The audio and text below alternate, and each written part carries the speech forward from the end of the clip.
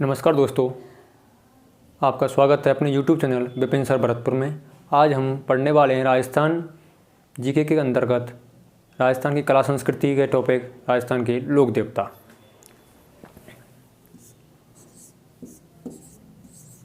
लोक देवता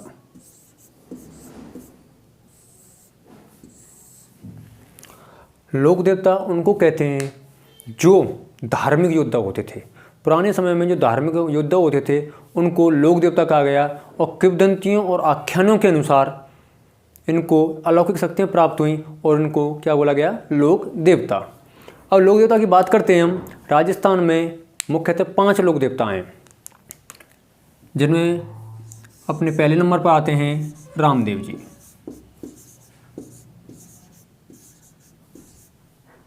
रामदेव जी। दूसरे हैं अपने हड़बू जी।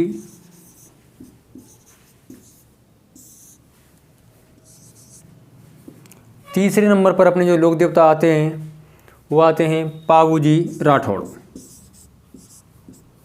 पाबू जी राठौड़। पाबू जी राठौड़। और चौथे हैं अपने मेहाजी मांगलिया।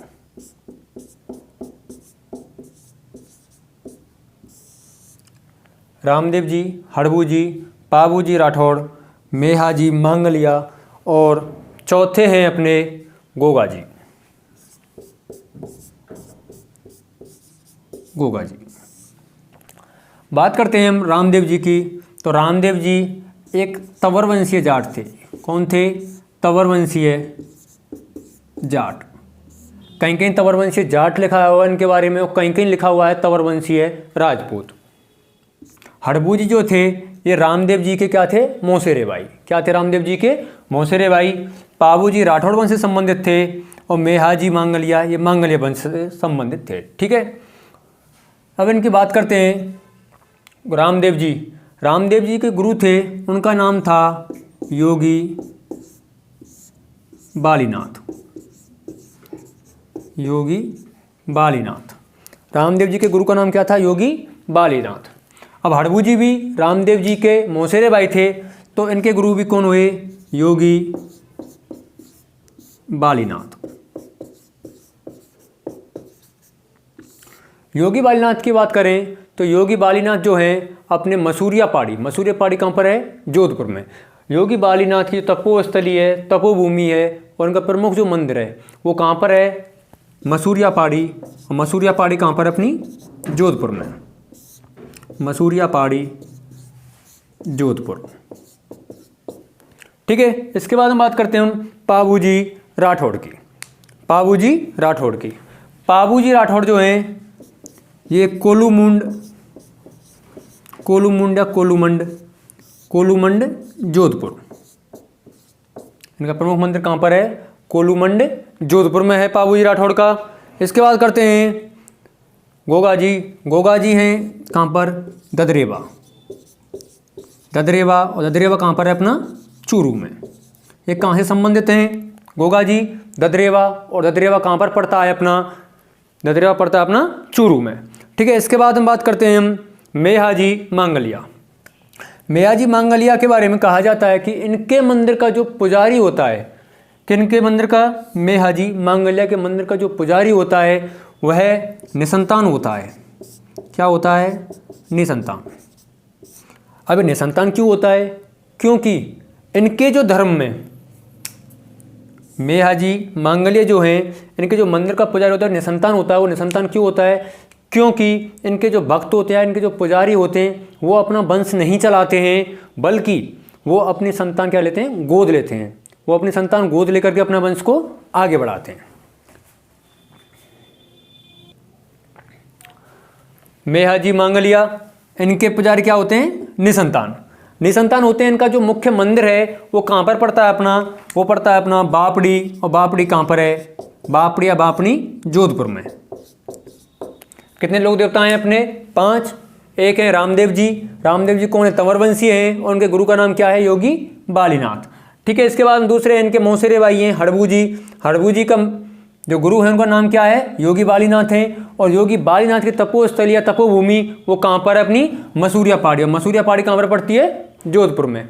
ठीक है, इसके बाद अपने पाबूजी राठौड़, पाबूजी राठौड़ की जो कर्मस्थली है वो कहाँ पर है, कोलूमुंड। और कोलूमुंड कहाँ पर है, जोधपुर में। इसके बाद आते हैं मेहाजी मांगलिया। इनके जो पुजारी होता है वो निसंतान होता है और अपना जो वंश चलाता है वो वंश कैसे चलाता है, गोद लेकर के। ठीक है, इसके बाद में आते हैं गोगा जी। और गोगा जी का जो प्रमुख धार्मिक स्थल है कौन सी जगह पर है, ददरेवा चूरू में। ठीक है, अब हम इसके बाद हम बात करते हैं, एक एक को पढ़ेंगे। सबसे पहले दिक्कत क्या आती है कि हमारे ये 5 लोक देवता हैं, लेकिन जो एग्जाम में हमारा क्वेश्चन आता है वो क्वेश्चन कैसे आता है कि निम्न में से कौन लोक देवताओं में शामिल नहीं है। 3 इनमें से दे देगा और 1 अलग दे देगा। ठीक है, तो सबसे पहले बात करते हैं इनको याद कैसे किया जाए, इन 5 लोक देवताओं को। क्योंकि हमारे राजस्थान बहुत सारे लोक देवता हैं, राजस्थान के भारत में बहुत सारे लोक देवता हैं। क्यों? क्योंकि हमारा जो भारत है वो शुरुआत से ही धार्मिक प्रवृत्ति का रहा है, धर्म का यहाँ पर अच्छा खासा प्रभाव रहा है। इसकी वजह से यहाँ पर बहुत सारे लोक देव देवता हैं। तो सबसे पहले हम बात करते हैं कि राजस्थान के इन लोक देवताओं को याद कैसे रखा जाए, कि ये 5 लोक देवता हैं। इनको याद रखने की मैं ट्रिक बता देता हूँ आपको। इनको याद रखने की छोटी सी ट्रिक है जो आपको याद करनी है। पागो राम है, पागो राम है। अब देखिए, पागो राम है, पा से बन गए पाबूजी, पा से बन गए पाबूजी, गा से हो गए अपने गोगा जी, पा से पाबूजी, गा से हो गए अपने गोगा जी, रा से हो गए रामदेव जी, रा से क्या हो गए, रामदेव जी, हा से हो गए अपने हड़बू जी, हा से हड़बू जी, और माँ से याद कर सकते हो आप मेहाजी मांगलिया, मेहाजी मांगलिया। क्या ट्रिक है लोग देवता याद करने की, पागो राह में, पागो पा से हो गए पाबू जी, गा से हो गए गोगा जी, रा से हो गए रामदेव जी, और हा से हो गए अपने हड़बू जी, और माँ से हो गए मेहाजी मांगलिया। ठीक है, अब इसके बाद हम एक एक लोक देवता को विस्तार से पढ़ेंगे। तो सबसे पहले अपन पढ़ते हैं रामदेव जी।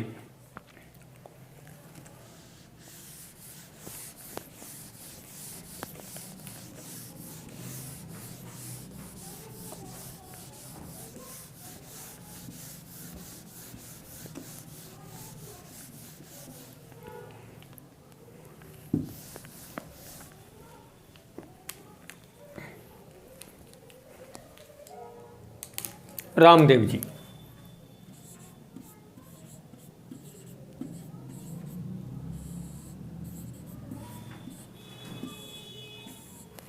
रामदेव जी,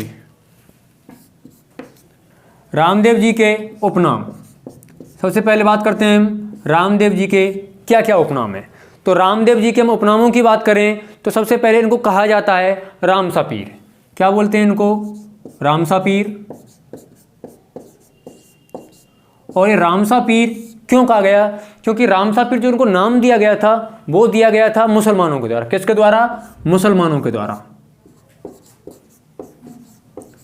मुसलमानों के द्वारा रामदेव जी को क्या नाम दिया गया था, रामसा पीर। दूसरा इनका एक नाम और आता है और वो नाम है इनका रुड़ेचारा धड़ी। क्या, रुड़ेचारा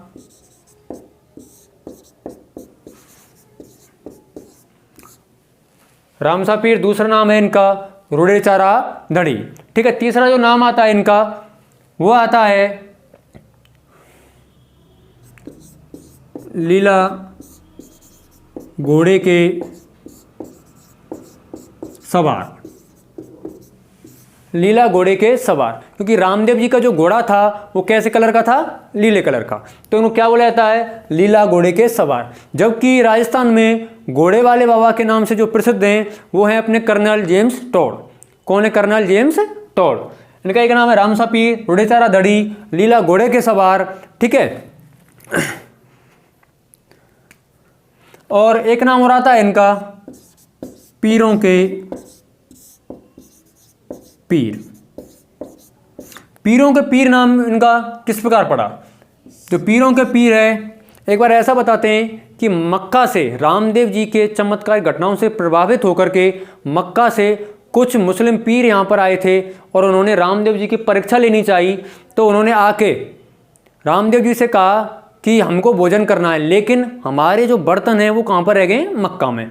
तो रामदेव जी ने कहा था कि आप आंखें बंद कीजिए। तो उन्होंने पीरों ने आंखें बंद की तो उनके सामने रामदेव जी ने मक्का मदीना से मंगाकर उनके जो भोजन के पात्र थे, कटोरे थे, वो ला करके रख दिए। तब उन्होंने कहा था कि हम तो सिर्फ पीर हैं, लेकिन बाबा जो रामदेव हैं वो क्या हैं? पीरों के पीर। ठीक है, इसके बाद हम बात करते हैं, इनका एक नाम और पड़ता है उपनाम, उनको बोलते हैं कृष्ण के अवतार। कृष्ण के अवतार, कृष्ण के अवतार। देखिए राजस्थान में सिर्फ 4 लोक देवता ऐसे हैं या 4 देवता ऐसे हैं जिनको किसी ना किसी भगवान के अवतार माना गया है। बाकी के जो हैं वो किसी के अवतार नहीं है, लेकिन चारों को छोड़कर, जिनमें चारों प्रमुख हैं। एक हैं रामदेव जी जो किसके अवतार बताए गए हैं? कृष्ण के अवतार। दूसरे हैं देवनारायण जी। देवनारायण जी कौन है? इनको गुर्जरों के क्या बोला जाता है? आराध्य देव। क्या बोलते हैं? गुर्जरों के आराध्य देव। अब देवनारायण जी जो हैं वो गुर्जरों के आराध्य देव हैं और एक इनको किसका अवतार माना जाता है? विष्णु का अवतार। किसका अवतार माना जाता है? विष्णु का अवतार। विष्णु का अवतार किसको माना जाता है? देवनारायण जी को।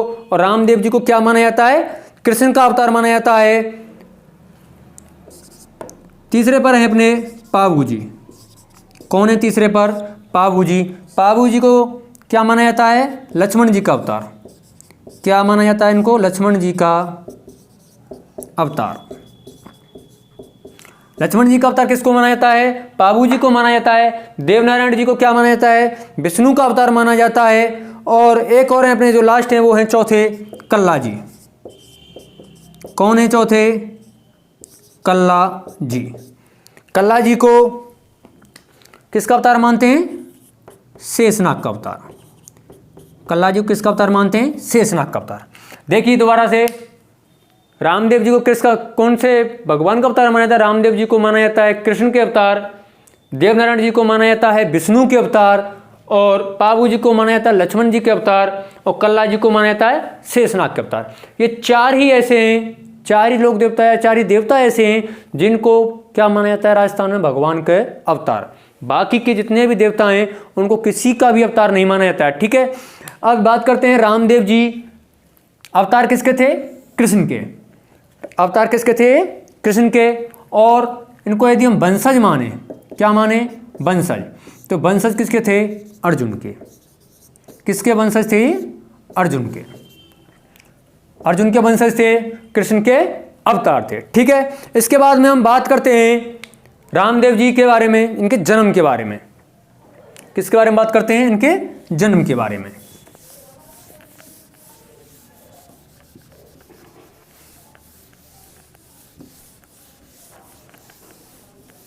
रामदेव जी का जो जन्म हुआ था वह हुआ था 1405 में। रामदेव जी का जन्म कब हुआ था? सन 1405 में। सन 1405 में स्थान था उड़ू कश्मीर। कौन सा था? उड़ू कश्मीर। उड़ू कश्मीर, उड़ू कश्मीर कहाँ पर पड़ता है? उड़ू कश्मीर क्या है? ये गांव है। उड़ू कश्मीर गांव, तहसील है शिव। कौन सी तहसील है? शिव तहसील के, शिव तहसील। और शिव तहसील कहाँ पर है? बाड़मेर। कहाँ पर है शिव तहसील? बाड़मेर। रामदेव जी का जन्म किस स्थान पर हुआ था? उड़ू कश्मीर गांव, शिव तहसील, बाड़मेर में। ठीक है, इसके बाद हम बात करते हैं इनकी माता। रामदेव जी की माता का नाम क्या था? मैणा दे। क्या नाम था? मैणा दे। और रामदेव जी के जो पिताजी थे, पिताजी का नाम क्या था? अजमाल। क्या नाम था? अजमाल। इनके पिता थे अजमाल, अजमाल जी तंवर। इनकी जो पत्नी थी उनका नाम था नेतल दे। कहीं कहीं किताबों में मिलता है पैमल दे, कहीं पैमल दे मिलता है, कहीं नेतल दे मिलता है। और इनकी जो पत्नी थी वो कहाँ की थी, वो थी अपने सिंध प्रांत की, यानी पाकिस्तान की। ठीक है, सिंध प्रांत वर्तमान में कहाँ पर है, पाकिस्तान। तो पत्नी कौन थी इनकी, नेतल दे, नेतल दे। ठीक है, वर्तमान में कहाँ पर है, पाकिस्तान। सिंध प्रांत में एक जगह पड़ती है जिसका नाम है अमरकोट। क्या नाम है, अमरकोट। तो अमरकोट के निवासी थे। ठीक है, पत्नी कौन थी इनकी, नेतल दे, कहाँ की थी, पाकिस्तान की। पिता कौन थे इनके, अजमाल जी तंवर थे। माता कौन थी, मैणादे थी इनकी। इसके बाद हम बात करते हैं इनके रामदेव जी को पीरों का पीर कहा गया, लेकिन रामदेव जी को पीरों का पीर क्यों कहा गया। और इसके बाद हम बात करते हैं कि रामदेव जी के क्या बोला गया, पीरों का पीर। तो हम रामदेव जी के बात करते हैं इनके क्रियाकलापों की। ठीक है, क्रियाकलापों की बात करते हैं तो सबसे पहले हम बात करते हैं उड़ू कश्मीर की। किसकी, उड़ू कश्मीर। उड़ू कश्मीर कहाँ पर है अपना, बाड़मेर में। उड़ू कश्मीर कहाँ पर है, बाड़मेर में। यहीं से थोड़ी सी दूर एक जगह पड़ती है जिसका नाम है सातलमेर। क्या नाम पड़ता है, सातलमेर। ये सातलमेर जो जगह है इसको बसाने वाले थे सातलदेव। सातलदेव ऐसा बताते हैं कि सातलदेव ने सातलमेर नामक कस्बा बसाया था। वहाँ पर एक भैरव नाम का एक तांत्रिक रहता था जो कि हर अमावस्या के दिन इस सातलमेर में आकर के एक इंसान को पकड़ कर ले जाता था और उसकी क्या देता था, बलि। उसके अत्याचारों से तंग होकर के जब ये खबर उड़ू कश्मीर पहुंचती है तो यहाँ से बाबा रामदेव आते हैं और आकर के क्या करते हैं, भैरव नामक राक्षस का क्या करते हैं, वध करते हैं। किसका वध करते हैं, भैरव राक्षस का। भैरव राक्षस का वध करते हैं और इस जो सातलमेर जो जगह है इसका नाम बदल करके क्या कर देते हैं, वो पोकरण। क्या कर देते हैं, इस जगह का नाम बदलकर पोकरण। इसका नाम बदल के क्या कर दिया, सातलमेर नाम की जगह का पोकरण। अब इसका नाम पोकरण कर दिया।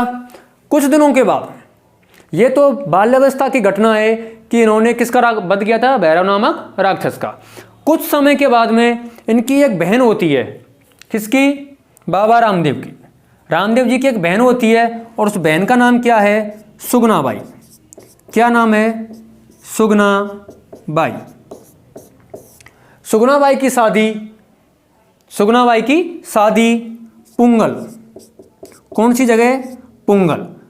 पुंगल कहाँ पर पड़ता है, यह पड़ता है बीकानेर में। बीकानेर में जगह है पुंगल। पुंगल में सुगनाबाई की शादी कर दी जाती है। जब पुंगल में इनकी शादी होती है तब रामदेव जी के द्वारा इनको पोकरण, कौन सी जगह, पोकरण क्या दिया जाता है, दहेज में। अब पुंगल में इनकी शादी हो गई और रामदेव जी के द्वारा पोकरण दहेज में दे दिया गया।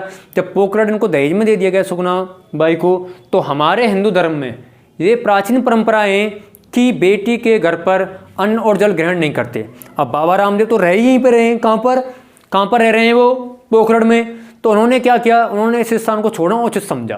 उन्होंने कहा जब मैंने दहेज में पोकरण को दे दिया है तो ना तो मैं यहाँ का अन्न ग्रहण कर सकता हूँ ना जल ग्रहण कर सकता हूँ। तो उन्होंने क्या किया, इस पोकरण को छोड़ करके वो थोड़े से आगे चले गए। कहाँ पर गए, रुड़ेचा में। कहाँ पर चले गए वो, रुड़ेचा। यहाँ पर एक बहुत अच्छी घटना घटती है। जब बाबा रामदेव रुड़ेचा में जा रहे थे तो रुड़ेचा की सीमा पर जैसे वो बैठे थे, रुड़ेचा जैसे पहुँचे थे तो वहाँ पर रुड़ेचा में वो क्या देखते हैं कि रुड़ेचा में धार्मिक छुआछूत और धार्मिक विरोध बहुत ज़्यादा बढ़ गया है। तो उन्होंने इसको दूर करने के लिए बाबा रामदेव के द्वारा रुड़ेचा में एक लड़की थी, जो कौन थी, मेघवालों की लड़की थी। क्या नाम था उसका, डालीबाई मेघवाल। धार्मिक असमानता ज़्यादा हो गई थी वहाँ पर और छुआछूत वहाँ पर काफ़ी मात्रा में प्रचलित था। तो बाबा रामदेव जी के द्वारा डालीबाई मेघवाल को क्या बनाया गया, अपनी धर्म बहन। क्या बनाया इन्होंने इसको, अपनी धर्म बहन। रामदेव जी के द्वारा डालीबाई मेघवाल को अपनी क्या बना लिया गया था, धर्म बहन। और डालीबाई मेघवाल को धर्म बहन बना करके, डालीबाई मेघवाल को उन्होंने धर्म बहन बना करके वहाँ की छुआछूत को ख़त्म करने के लिए, किसको ख़त्म करने के लिए, छुआछूत को ख़त्म करने के लिए इनके द्वारा एक पंथ की स्थापना की गई और उस पंथ का नाम है कामड़िया पंथ। क्या नाम है उसका? कामड़िया पंथ। कामड़िया पंथ की स्थापना क्यों की गई? धार्मिक भेदभाव को दूर करने के लिए, धार्मिक भेदभाव को दूर करने के लिए और छुआछूत मिटाने के लिए, छुआछूत मिटाने के लिए, धार्मिक भेदभाव को दूर करने के लिए, छुआछूत मिटाने के लिए इन्होंने डालीबाई को क्या, डालीबाई मेघवाल क्या बनाया? अपनी धर्म बहन बनाया और कामड़िया पंथ की स्थापना की। ठीक है, इसके बाद में बात करते हैं हम, जब कामड़िया पंथ की स्थापना हो गई थी तो थोड़ा सा इसके बारे में जान लेते हैं। कामड़िया पंथ क्या है? कामड़िया पंथ की जो महिलाएं होती हैं वह 13 ताल नृत्य करती हैं। कौन सा नृत्य करती हैं? 13 ताली, 13 ताली नाम का नृत्य करती हैं। और 13 ताली नृत्य क्या होता है? यह नृत्य, इसमें 13 मजीरों को शरीर के विभिन्न भागों में बांध करके और 13 मुद्राओं में क्या किया जाता है? नृत्य किया जाता है। इसके लिए इसको क्या बोलते हैं? 13 ताली नृत्य। कामड़िया पंथ की महिलाओं के द्वारा कौन सा नृत्य किया जाता है? 13 ताली नृत्य। पेपर में आने वाला क्वेश्चन, अच्छा क्वेश्चन है कि कामड़िया पंथ की महिलाओं के द्वारा कौन सा नृत्य किया जाता है? 13 ताली नृत्य। ठीक है, इसके बाद में हम बात करते हैं 13 ताली नृत्य शरीर की भाव भंगिमाओं को 13 प्रकार से किया जाता है। ठीक है, इसके बाद हम बात करते हैं हम मेघवाल जाति की। मेघवाल, डालीबाई कौन थी? मेघवाल थी। इसमें एक शब्द आगे आता है क्या? रिखिया। क्या आता है? रिखिया। रिखिया कहते किसको हैं? मेघवाल जाति के, मेघवाल जाति के जो रामदेव जी के जो भक्त होते हैं उनको क्या बोला जाता है? रिखिया। रिखिया कौन होते हैं? मेघवाल जाति के भक्त। मेघवाल जाति के भक्त क्या बोला जाता है इनको? रिखिया। मेघवाल जाति, बाबा रामदेव के मेघवाल जाति के भक्तों को क्या बोला जाता है? रिखिया बोला जाता है। इसके बाद हम बात करते हैं हम कि रामदेव जी, रामदेव जी राजस्थान के, अब तो कह सकते हैं हम भारत के एकमात्र ऐसे लोक देवता हैं जो क्या थे? कवि थे। रामदेव जी एकमात्र ऐसे लोक देवता हैं जो कवि थे और इनके द्वारा ग्रंथ लिखा गया जिसका नाम है 24 बाणियाँ। क्या नाम है इनका? 24 बाणियाँ।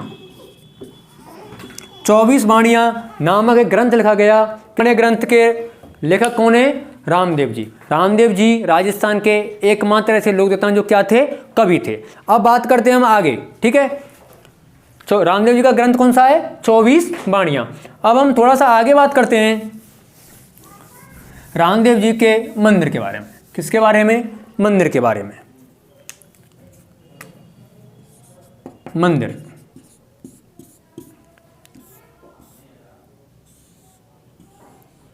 मंदिर, रामदेव जी का जो मंदिर होता है उसको क्या बोला जाता है? रामदेव जी का जो मंदिर होता है उसको देवरा बोला जाता है। क्या बोला जाता है? उसको देवरा बोला जाता है। जैसे हमारे जो मंदिर होते हैं उनको हम मंदिर ही बोलते हैं, लेकिन रामदेव जी के मंदिर को क्या बोला जाता है? देवरा। क्या बोलते हैं इन मंदिरों को? हम देवरा बोलते हैं। और रामदेव जी के जो मंदिर होते हैं उनमें किसकी पूजा की जाती है? इनके चरण चिन्हों की। किसकी? चरण चिन्हों की। रामदेव जी के मंदिर में किसकी पूजा की जाती है? इनके चरण चिन्हों की जाती है। इनकी कोई मूर्ति नहीं मिलती, क्या मिलता है? इनके चरण चिन्ह, जिनको क्या बोला जाता है? पगल्या।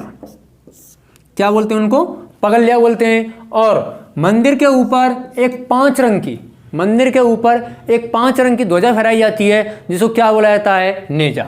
ध्वजा को क्या बोलते हैं हम? नेजा बोलते हैं। चरण चिन्हों को पगल्या बोलते हैं। रामदेव जी के मंदिर को क्या बोलते हैं हम? देवरा बोलते हैं। रामदेव जी के मंदिर को क्या बोला जाता है? रामदेव जी के मंदिर को देवरा बोला जाता है। इनके चरण चिन्हों को पगल्या बोला जाता है। और रामदेव जी के मंदिर पर भक्तों के द्वारा जो घोड़े चढ़ाए जाते हैं, क्या चढ़ाए जाते हैं? घोड़े।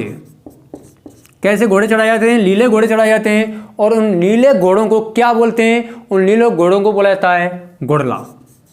क्या बोलते हैं? घुड़ला। भक्तों के द्वारा रामदेव जी के मंदिर पर चढ़ाए गए घोड़ों को क्या बोला जाता है? घोड़ला बोला जाता है। रामदेव जी के मंदिर में जो चरण चिन्ह होते हैं, जिनके हमें दर्शन होते हैं, उनको क्या बोलते हैं? उनको पगल्या बोलते हैं। रामदेव जी के मंदिर को क्या बोला जाता है? रामदेव जी के मंदिर को देवरा बोला जाता है। और रामदेव जी के मंदिर पे जो ध्वजा फहराई जाती है वो कितने रंगों की होती है? वो 5 रंगों की होती है ध्वजा, और 5 रंगों की ध्वजा होती है, उसको क्या बोलते हैं? उसको नेजा बोला जाता है। क्या बोला जाता है? उस ध्वजा को नेजा बोला जाता है। इसके बाद हम बात करते हैं रामदेव जी के राजस्थान में प्रमुख मंदिर। राजस्थान में प्रमुख मंदिर, रामदेव जी के राजस्थान में जो प्रमुख मंदिर हैं वो 4 हैं।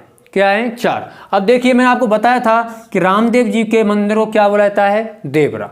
तो राजस्थान में रामदेव जी का सबसे बड़ा मंदिर कौन सा है? रामदेवरा। कौन सा है? रामदेवरा। रामदेवरा क्या है? रामदेव जी का मंदिर है रामदेवरा। क्या है? रामदेवरा रामदेव जी का मंदिर है। और रामदेव जी के मंदिर को क्या बोलते हैं? देवरा बोलते हैं, इसलिए इसका नाम क्या हो? रामदेवरा। ये कहाँ पर है? रुड़ेचा में। कहाँ पर है ये? रुड़ेचा में। रुड़ेचा में क्या है? रामदेव जी का मंदिर है, और ये सबसे बड़ा मंदिर है। सबसे बड़ा मंदिर, सबसे बड़ा मंदिर कौन है? रुड़ेचा में है रामदेव जी का। ठीक है। इसके बाद हम बात करते हैं हम रामदेव जी के दूसरे मंदिर की। दूसरा मंदिर जो है रामदेव जी का वह है मसूरिया पहाड़ी। मसूरिया पहाड़ी, यह वही मसूरिया पहाड़ी है जहां मैंने थोड़ी देर पहले बताया था आपको कि मसूरिया पहाड़ी पर रामदेव जी के गुरु योगी बालीनाथ क्या है? तपोस्थली है। और उनकी समाधि स्थल कहाँ है? समाधि स्थल कहाँ उनका? मसूरिया पहाड़ी। मसूरिया पहाड़ी कहाँ पर है? जोधपुर में है। मसूरिया पहाड़ी जोधपुर में है। तीसरा है इनका मंदिर खुंडियावास। खुंडियावास, तीसरा मंदिर कहाँ पर है इनका? खुंडियावास में है। यह जो खुंडियावास मंदिर है इसको बोला जाता है मिनी देवरा। क्या बोलते हैं? मिनी देवरा या छोटा देवरा। अब देखिए, यहाँ पर ध्यान देने वाली एक बात है कि मिनी देवरा या छोटा देवरा किसको बोला था? मैंने बताया आपको, खुंडियावास। खुंडियावास के मंदिर को क्या बोला जाता है? मिनी देवरा, छोटा देवरा बोला जाता है। लेकिन ये जो मिनी देवरा, छोटा देवरा है वह राजस्थान के संदर्भ में है। अगर पेपर में क्वेश्चन आए कि राजस्थान का मिनी देवरा कौन सा है, तो हम उसमें करेंगे खुंडियावास। क्या करेंगे उसमें? हम खुंडियावास। यदि पेपर में क्वेश्चन इस प्रकार से आ जाए कि भारत में रामदेव जी का मिनी देवरा कहाँ पर स्थित है, तो हमको करना पड़ेगा क्या? गुजरात। क्या करना पड़ेगा? गुजरात। क्योंकि गुजरात के मंदिर को क्या बोला जाता है? गुजरात के मंदिर को बोला जाता है रामदेव जी का मिनी देवरा। और जो चौथा मंदिर है रामदेव जी का वो है बराठिया। कहाँ पर? चौथा मंदिर कहाँ पर है? बराठिया। और बराठिया कहाँ पर पड़ता है? पाली में। चौथा मंदिर कहाँ पर है रामदेव जी का? रामदेव जी का चौथा मंदिर है वो है बराठिया। और बराठिया कहाँ पर पड़ता है? अपना पाली में। ठीक है। इसको मैंने लिखा है नहीं खुंडियावास। खुंडियावास कहाँ पर है? ये अजमेर में। कहाँ पर है? अजमेर में। जबकि ये जो खुंडियावास है इसकी आकृति ऐसी है कि आधा तो ये अजमेर में है और आधा खुंडियावास कहाँ पर है? ये नागौर में। ठीक है। आधा अजमेर में है और आधा कहाँ पर है? ये नागौर में है। तो देखो, रामदेव जी के 4 मंदिर हो गए प्रमुख मंदिर। रामदेवरा जो सबसे बड़ा मंदिर है, कहाँ पर है? रुड़ेचा में। मसूरिया पहाड़ी पर उनका दूसरा मंदिर है जो किसके पास है? योगी बालीनाथ। योगी बालीनाथ जो कौन थे? रामदेव जी और हड़बू जी के गुरु थे। दूसरा मंदिर कहाँ है? मसूरिया पहाड़ी जोधपुर में। तीसरा है इनका खुंडियावास। क्या है? खुंडियावास जो कहाँ पर पड़ता है? अपना अजमेर में। खुंडियावास कहाँ पड़ता है? अजमेर में पड़ता है, जिसको क्या बोलते हैं? मिनी देवरा या छोटा देवरा। क्या बोलते हैं उसको? मिनी देवरा या छोटा देवरा। ठीक है। और चौथा जो मंदिर है वो कहाँ पर है? बराठिया। बराठिया कहाँ पर है? पाली में। अब बात करते हैं हम आगे कि रामदेव जी के मंदिर पर मेला कब बढ़ता है? क्या? मेला। तो देखिए, रामदेव जी का जन्म हुआ था 1405 में। तो 1405 में इनका जन्म हुआ था रामदेव जी का। तो तिथि क्या थी? भाद्रपद शुक्ल द्वितीया। भाद्रपद शुक्ल द्वितीया, जिसको क्या बोले जाते हैं? बावेदी दूज। रामदेव जी के जन्म के कारण इसको क्या बोला जाते हैं, भाद्रपद शुक्ल द्वितीया को बावेदी दूज। ठीक है, अब बात करते हैं मेले की। तो इनका जो मेला, इनका रामदेव जी का जो मेला बढ़ता है वो कब बढ़ता है, भाद्रपद शुक्ल द्वितीया से लेकर के भाद्रपद शुक्ल दशमी तक, सॉरी एकादशी तक, भाद्रपद शुक्ल एकादशी। रामदेव जी के मेले के साथ ही जब रामदेव जी का मेला बढ़ता है, कब से कब तक बढ़ता है, भाद्रपद शुक्ल द्वितीया से लेकर के भाद्रपद शुक्ल एकादशी तक मेला बढ़ता है। इसी के साथ ही योगी बालीनाथ का भी मेला बढ़ता है। ठीक है, अब बात करते हैं हम आगे की। रामदेव जी के जो मेले में, रामदेव जी का जब मेला बढ़ता है तो यहाँ पर रात्रि जागरण होता है। क्या होता है यहाँ पर, रात्रि जागरण। क्या होता है, रात्रि जागरण। रात्रि जागरण होता है मेले पर। तो मेले पर रात्रि जागरण होता है तो जागरण को कहा जाता है जंभा जागरण। क्या बोलते हैं उसको, जंभा जागरण। रामदेव जी के मेले के अवसर पर रात्रि जागरण होता है, उसको क्या बोला था, उस जागरण को जंभा जागरण। क्या बोलते हैं उसको हम, जंभा जागरण। रामदेव जी के इस मेले को क्या कहा जाता है, सांप्रदायिक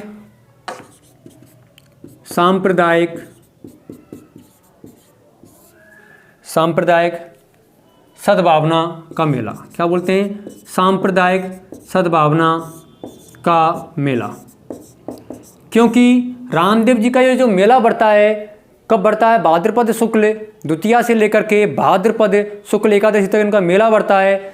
ठीक है, तो इस मेले को क्या बोला था, सांप्रदायिक सद्भावना का मेला। क्योंकि इस मेले में हिंदू और मुसलमान बराबर रूप से भाग लेते हैं। क्या लेते हैं, बराबर रूप से भाग लेते हैं। कौन, हिंदू और मुसलमान बराबर रूप से भाग लेते हैं, इसलिए इसको मेले को क्या बोलते हैं, सांप्रदायिक सद्भावना का मेला। क्या बोलते हैं, सांप्रदायिक सद्भावना का मेला। ठीक है, इसके बाद हम बात करते हैं हम रामदेव जी के